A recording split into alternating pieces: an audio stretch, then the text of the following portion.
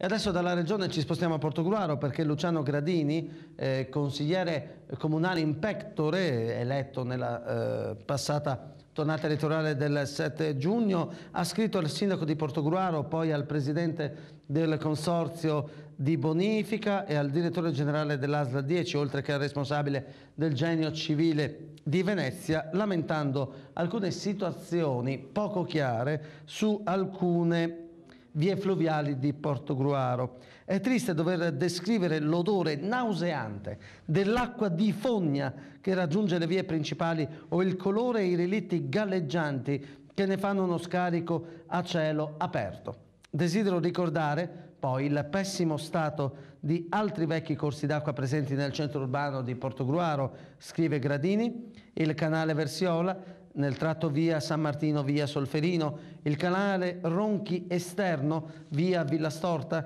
la fossa Circonvallazione che da via Bonò accompagna viale Isonzo e fiancheggia l'IPAB, residenza per anziani Francescone, la fossa di via Ronchi centrale, Poste Italiane,